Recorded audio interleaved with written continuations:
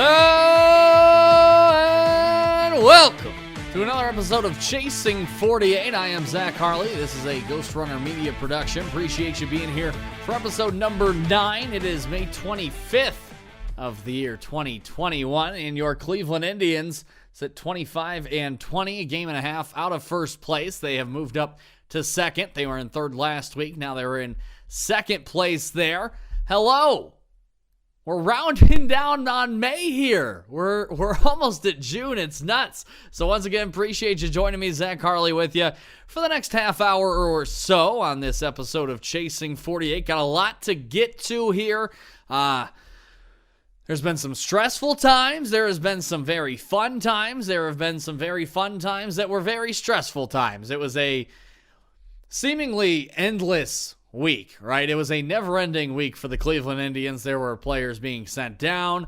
They played Ohtani a week ago. Did you remember that? Because it seems like they faced him like a month and a half ago.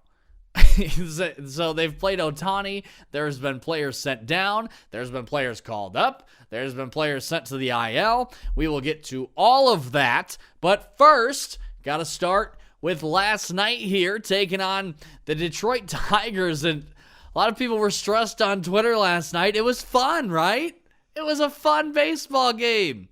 No, yeah, maybe I had to change my shirt a couple times because I sweat through it in the 8th and 9th innings. But hey, we made it, and the Indians got a win. So you go down early, 2-0 in the second. You come right back and tie it up. Rene Rivera gets a little bloop shot out there, and Cesar gets one as well. So they both score 3-2 in the 6th now. Harold Ramirez, he ties it up. And then you go top 7. Jose, he's up with the bases loaded. Got a 2-2 count on him. Wild pitch, so you score off that. And then you end up walking Jose, so now you get bases loaded. Eddie Rosario steps to the plate. He's got a 2-2 count on him. We're like, is Eddie going to come through? I don't know. I don't know if Eddie's going to come through. He strikes out a lot. He's been swinging a lot of bad pitches lately. Not last night. Nope. Shoots it right over the shortstop's head. Scores 2. Tribe goes up 3. But no, we're not done. Because the Tigers bat in the bottom of the 7th. And Willie Castro hits a 2-run bomb. So now it's 6-5. And now we're in the bottom of the 9th. Class A comes into the 9th inning. Looking to get the save there.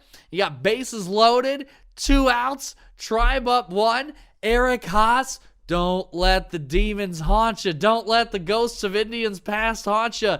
They don't. They almost did. Shoots it into right. Jordan Luplow comes up with a diving save. Oh, my. Woo-hoo. Whew. And they win the game 6-5 thanks to a diving catch from Jordan Luplow. What a game. What a game. And Sam Hent just started it. So you feel like that's a steal of a win right there because you got 5 innings out of Sam Hentges last night. Whew. Stressful game. It was a stressful weekend. You had Sunday now. You go out to Sunday and you go into extra innings there, and then Karinchak gives up that bomb, and the Twins go up 8-5, and they eventually win it. That was nuts. And, of course, you had the Luplow bunt that people didn't like because there were no outs there, and Cesar scored off of it. I loved it. I loved the bunt. Tie the game up. You got 2 outs with a guy on to do something. You got 2 outs. It's tied up. Guaranteed to go into extras if you don't do anything else. Loved the decision to bunt. And then, of course, Cesar, he walks it off on Saturday. You're tied 3-3 in the 9th. You got guys on 1st and 3rd, 1 out. You left those on base in the 9th, so Cesar comes up in the 10th, says, I don't want to deal with this anymore. Hits a 2-run bomb, Tribe wins it 5-3. So, hell of a weekend for the Cleveland Indians. Yeah, they lost 10-0 on Friday, too. But hell of a 3 days. Hell of a... I think just talking about it, I got to get some whiskey out here. Pour myself a little bit of a drink, because, man, was that a weekend. What is this? Kentucky's finest right here. G&W, straight bourbon whiskey. Going to get me through the rest of this podcast. We're only 5 minutes in, because what a weekend that was. Cheers. Just like my shirt says. Cheers. So that was the weekend. And you know what? On Saturday, they win that game on Saturday, Bieber pitched it, and it wasn't even that. He's struggling. Let's talk about that for a second, right? Yeah, I talked about it last week, and it's the difference between Perez catching him and Austin Hedges catching him. So that's a thing that plays into it. But man, it is not so fun right now to be Shane Bieber, and it's not so fun to be a Cleveland Indians fan of Shane Bieber. This guy ran away with the Cy Young last year, at the age of 25 years old. This year is April. Unbelievable, immaculate, beautiful. He had the 8K record, and well, now that's come to a screeching halt. So Saturday he went 5 1/3. Not good. Gave up 8 hits, limited it to 3 runs. So that's not terrible, but he gave up 8 hits, 3 runs, K'd 6. His last start, May 16th, he only went 4 2/3 innings. I went back all the way to 2019, and that is where you have to go to see him go less than 5 innings, period. That's how far back you got to go. And that was his first full year in the bigs. And now you want to talk about back-to-back starts. He has never gone that short in games in back-to-back games in his career. He's never gone under 5 innings in back-to-back starts in his career. And now we're seeing it in 2021. Back-to-back starts against Seattle and Minnesota.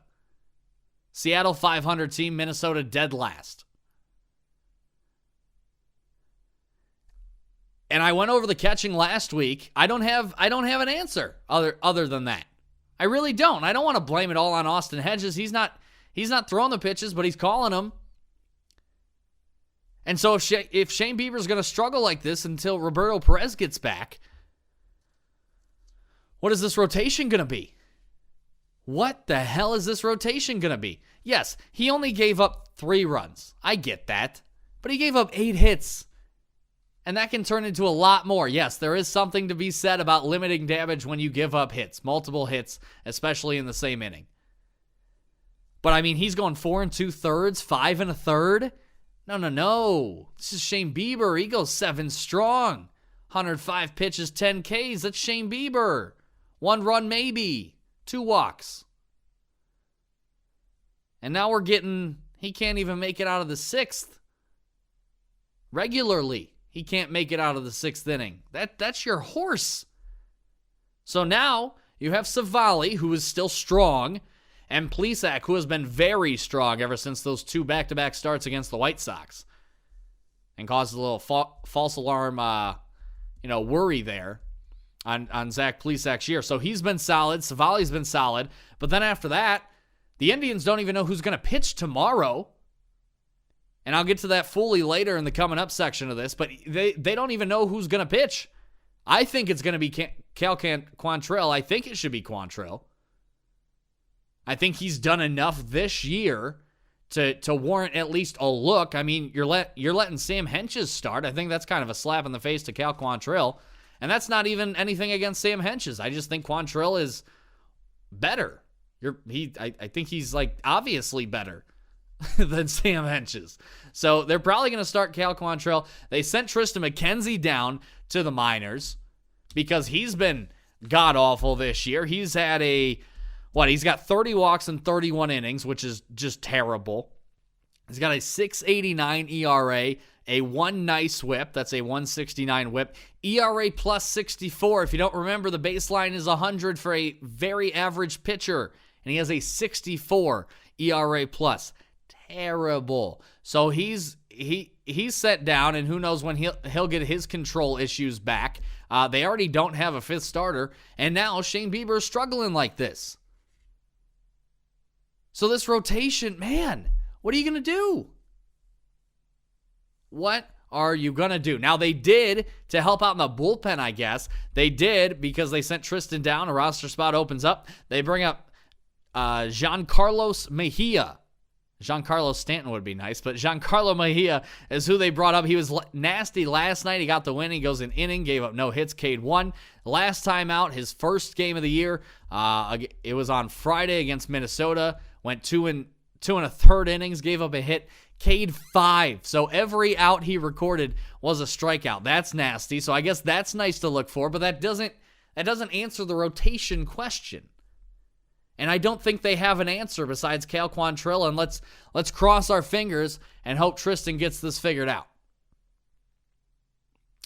Because Bieber can't struggle like this if they don't know who's going to start tomorrow. He just can't. And we'll see him again this week, obviously. Pitch every 5 days, 7 days in a week. You're going to see him in a week. But we're going to have to see. I mean, the sample size is getting comparative to, the April sample size there. He's 4 games in now without Berto. Berto caught 6. So we're getting to the same sample size here with catchers, and that is a very, very big worry if Shane Bieber can't pitch to anybody but Roberto Perez. Because you're going to have other catchers in your life. Perez isn't going to be a Cleveland Indian for the whole time Shane Bieber is going to be a Cleveland Indian. So they got to get that figured out because it's not fun right now. Now, more on the roster shakeup. So I already went over Tristan going down. Giancarlos Mejia came up. He's been nasty so far. Another plus to the bullpen, who already has Karinchak dealing, Class A dealing, Shaw dealing. Shaw hit 98 the other day. I didn't even know that was a thing anymore. He hit 98 miles an hour the other day. That's nuts. Brian Shaw hit 98. I thought he was going to top out at 93, and I was going to be okay with that.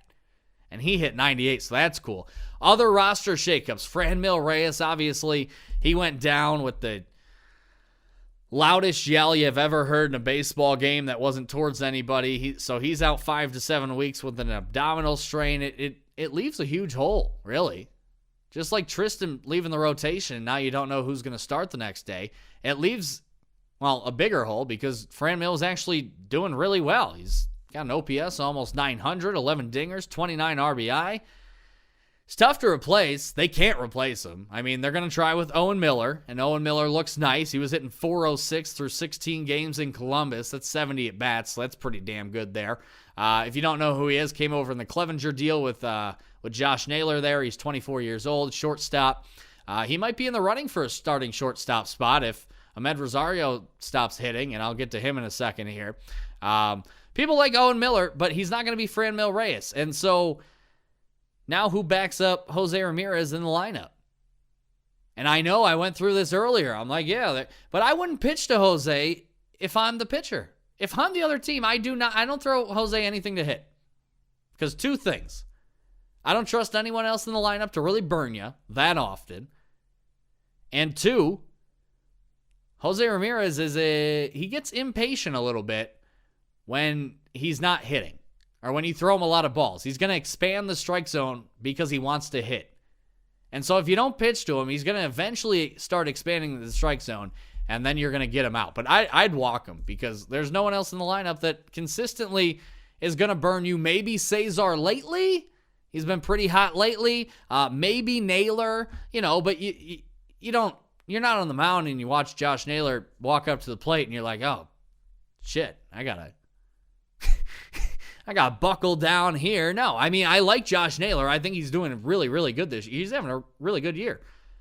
But I'm not worried about him as a pitcher walking up to the plate. So roster shakeup, it's no good. Drink to the shakeup because, man, Tristan going down. There's 2 holes in the rotation now. Franmil leaves a big hole in the DH. Owen Miller, I'm sure, is going to fill it for a little bit, and I'm sure Tito will throw Luplo in there. Or he's hitting below the bobblehead's average right now. He's not doing anything, but he made the catch last night, so he bought himself another 2 days as far as I'm concerned. But so he'll be throwing the DH position. I'm sure Eddie will take a day I don't know. Tito will mix it all up. But Franmil, that huge hole, 5 to 7 weeks. Man, the Indians are going to have a hard time replacing that offense, considering they already have a hard time producing offense as it is. So not a good time there for the power part of the lineup.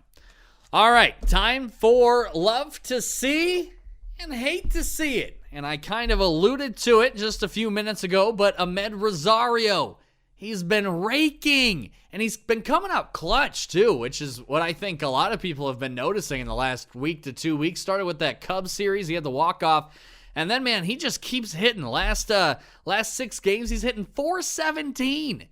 He's got a 1.0 OPS, 1.065 OPS. So he's slugging. He's hitting for average last 12 games. So you're like, okay, he's had a good week. No. Last 12 weeks. So he's played in 12 games in the last 14 days. 362 batting average. He's getting on base 40% of the time, and he's got an OPS of 868. He's got 3 doubles and 4 RBI in that span, too. So he has been a crucial part. Andres Gimenez, who? Yeah, I was wrong about that, at least for 2021. I mean, Gimenez is really young, so he might come back and, be a very good shortstop like they envisioned when they traded for him, but they also envisioned that he might need some time, and here's Ahmed Rosario to fill that gap. And, man, he's doing more than we could have ever expected out of him, especially after the start he had, and people were already jumping on him because he had that bad spring training game where he had 3 errors in center field. First couple weeks of the season, wasn't too good, but he's heating up now as we get closer to June. Yeah, crazy, right? June's about a week away here.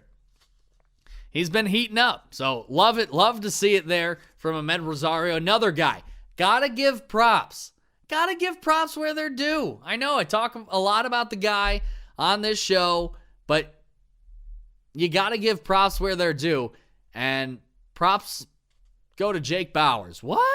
Yes, Jake Bauers. Jake Bauers has been clutch, baby.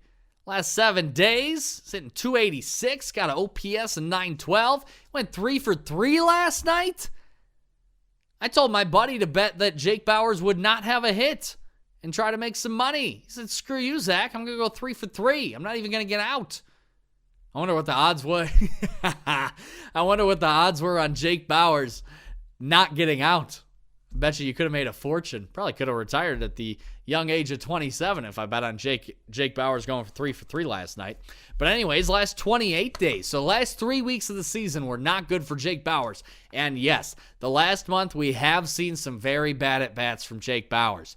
But you got to go to the numbers. Last 28 days, he's batting .269. Getting on base, .377. Got an OPS of 800. Those are more than respectable numbers. More than respectable. So if you can get production out of Ahmed Rosario, and you can get production out of Jake Bauers, Josh Naylor coming around now. Now, is it going to be the mashers? Are they going to lead the league in home runs or RBI or average? No. But they seem to be getting it done somehow. I mean, they're 25-20. They got a run differential of -1, so teams have only scored 1 more run against them than they have against the other teams. They're scoring somehow. And Bauers has been hot lately. Ahmed Rosario's been hot lately. Jose Ramirez is Jose Ramirez. Cesar Hernandez is hot. Got a couple hitters right now. Heating up a little bit. What I hated to see, I should say, is on Saturday, 9th inning. Harold Ramirez belts one to right field. Josh Naylor, he walked. He was on first base. Round second, hits third. Sarbaugh puts on the stop sign. No! Third base coach Mike Sarbaugh puts on the stop sign, holds him up. No, Josh. You do not get to advance to go. Held him up, got stranded at third, went to extra innings.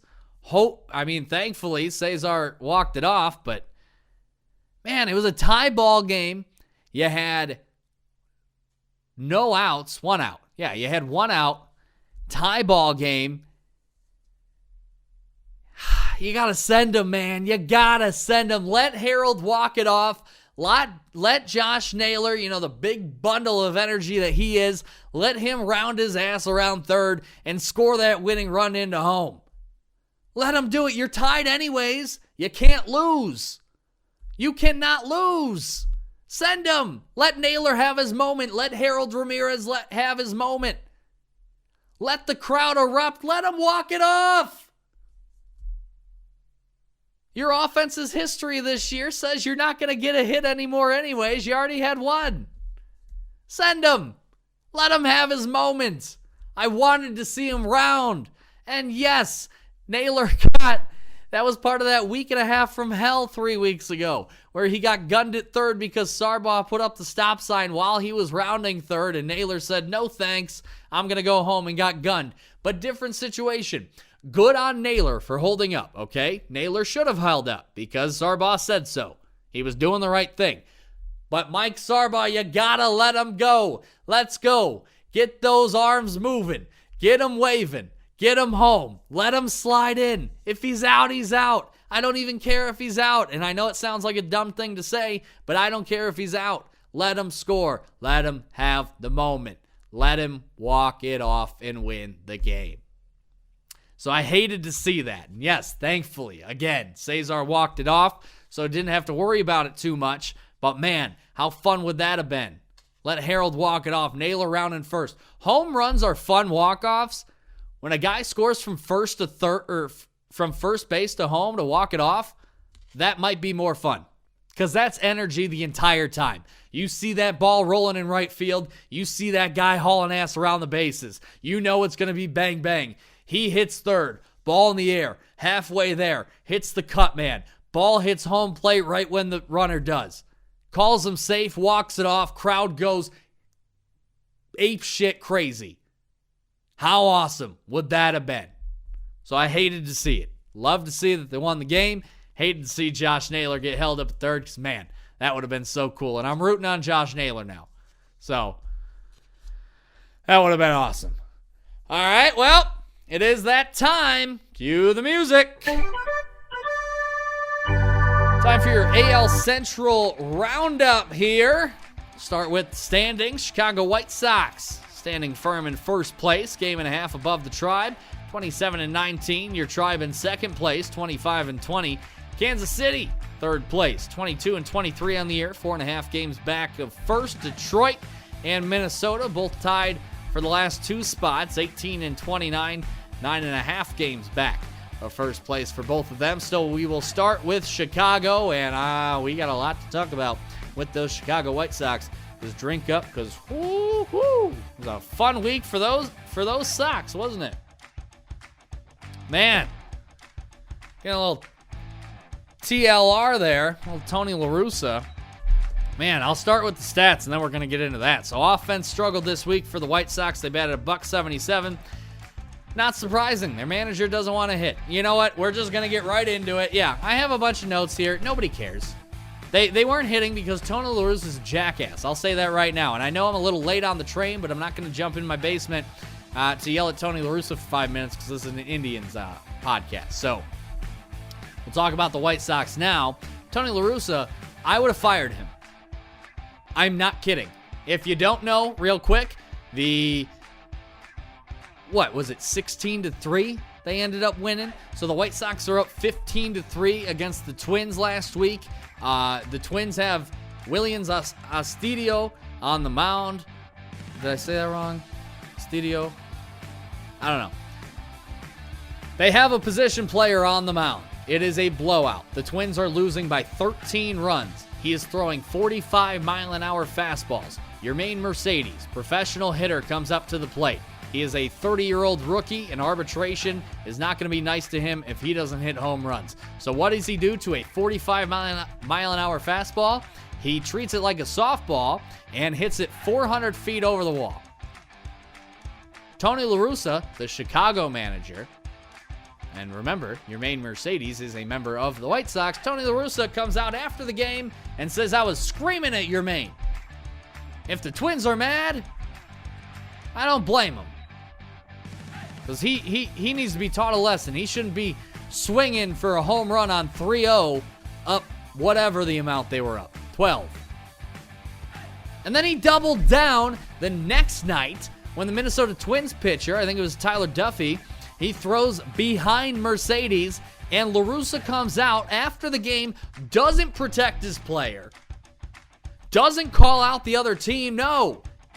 He stands up for the pitcher that threw at his batter. What kind of BS is that?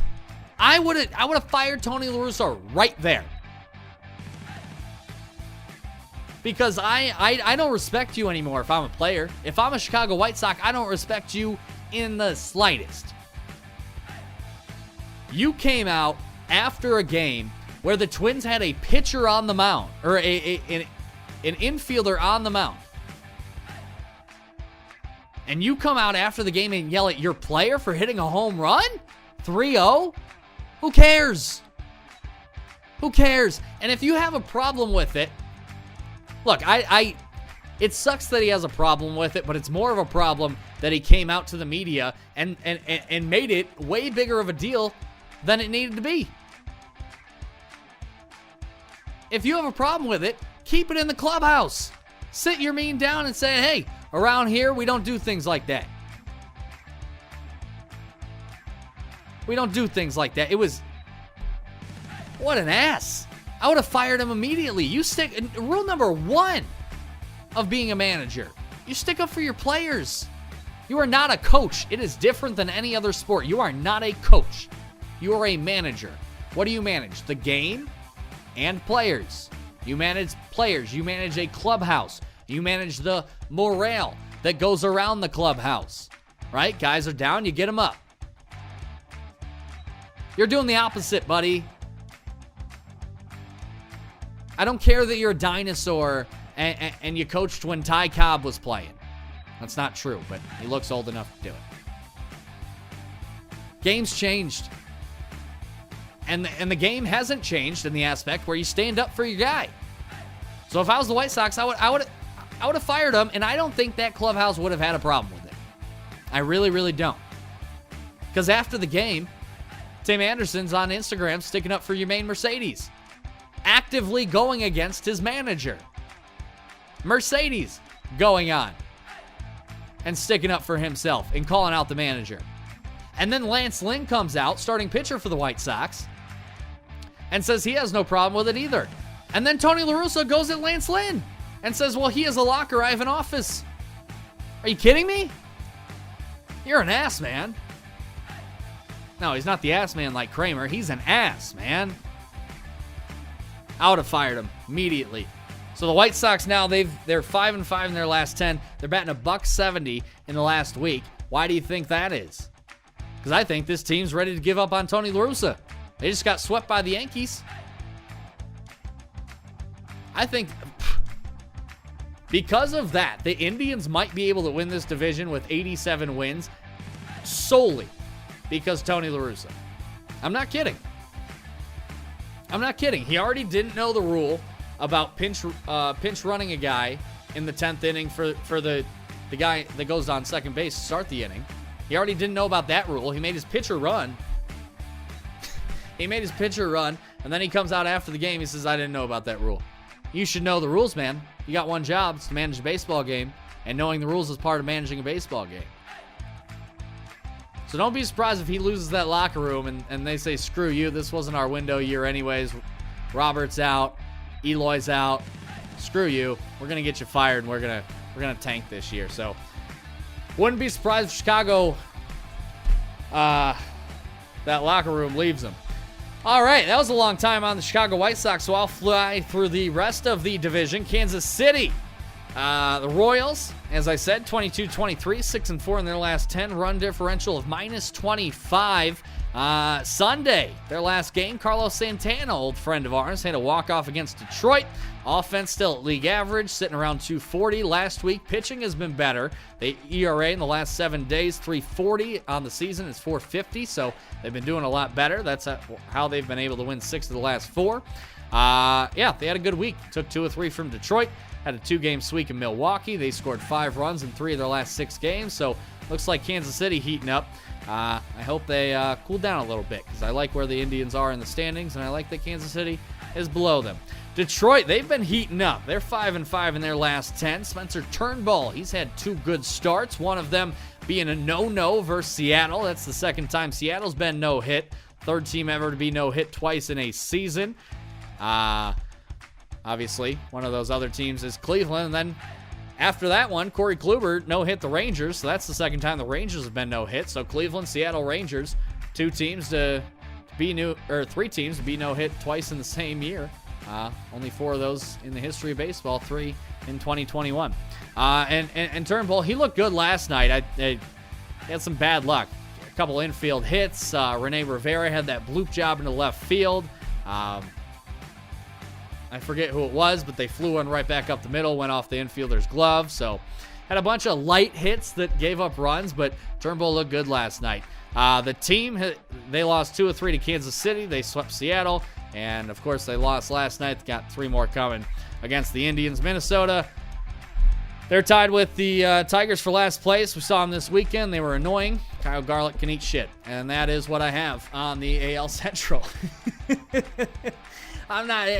Screw Minnesota and screw Kyle Garlick. Screwed up that game on Sunday for us. So that sucked. All right, coming up for the Cleveland Indians. Got 3 more at Detroit. Got Savali and Skubal tonight. Should be a win. The Indians have been able to hit around Skubal this year. As I said at the start, I would assume Quantrill to throw tomorrow.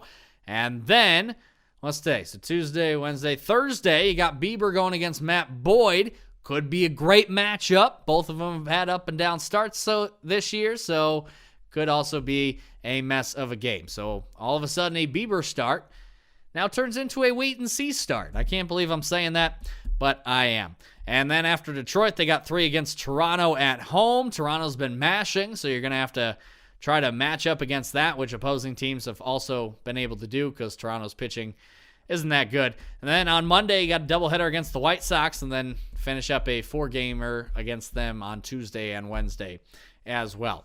So that's all I got coming up for the Tribe. Can't believe that was 30 minutes already. Yeah, so last night was fun. It was a hell of a weekend. That's why I have this whiskey.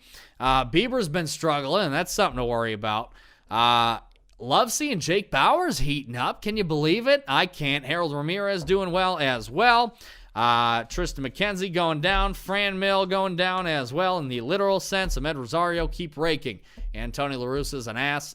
And he's probably going to lose that White Sox locker room. So can't wait for that to happen. Anyways, we are going to have to wait for it to happen. I will see you in another week. Episode 10. Running out of fingers. You're going to have to see my feet. You're not going to see my feet. I'll just do one of these, or I'll just stop counting on my fingers because that was just 12. So anyways, yes, this is episode 9 of Chasing 48. I guess I did do something special because I cheers my whiskey to you. Cheers my shirt to you as well. Appreciate you tuning in. It's a hell of a week. We'll see what next week has in store for us. So until then, I'm Zach Harley. Be a good person. Be a great person. Do something nice for someone. I'll talk to you later. And please subscribe on all of the platforms. See you next week.